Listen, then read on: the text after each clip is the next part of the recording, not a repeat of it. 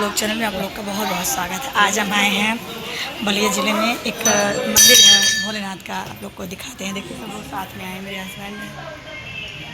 अब देखिए उधर पीछे देख लीजिए, उधर सब लोग हैं और ये मंदिर का हम आप लोग को दर्शन कराते हैं। बहुत ही देखिए अभी तक हवन हो रहा है, देखिए अभी तक हवन हो रहा है। देखिए हवन की आग जल रही है, धुआं निकल रहा है। लोग यहाँ से